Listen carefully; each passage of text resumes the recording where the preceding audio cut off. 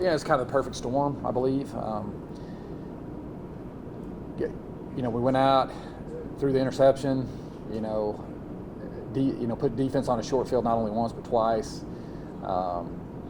We had some drops in the first couple drives, and then had a couple of crucial penalties, and before you know it, it's 21-0. Then you're just kind of constantly playing catch up. So what I did feel is I felt like it.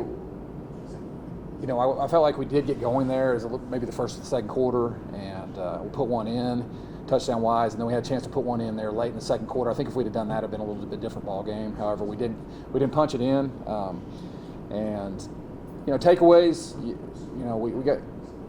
We got to come out and play the first quarter, obviously, and then we've got to play better, in all three phases, especially against a good Central Washington football team.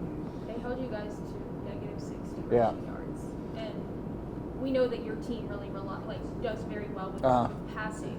But how do you kind of attack that and address that? Yeah, no, I mean the big thing too with that is that we're playing catch up all game long, and the looks that we're getting, and we're trying to get back in the ball game. We're throwing the ball. Part of that too is they did a good job of pressuring us. We had a couple breakdowns in protection wise offensively that led to sacks, which kind of counters that run attack. But obviously we need to go in. We need to establish more of a running game.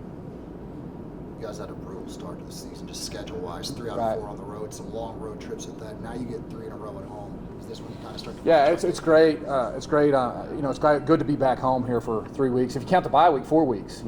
So we're here. We can, for a good 4 weeks here, we're back at Bain Schaefer Stadium, and so that's a positive.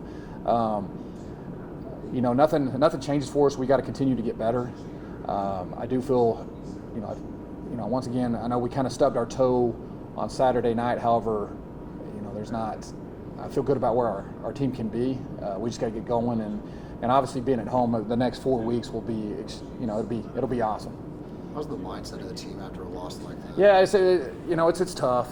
I mean, anytime you go in and get, you go in and play the game that you played and didn't execute like we needed to, it's hard. It's hard on players and coaches, but we need to have a little resilience here, and we'll have, we need to handle a little adversity, and that's what good teams do.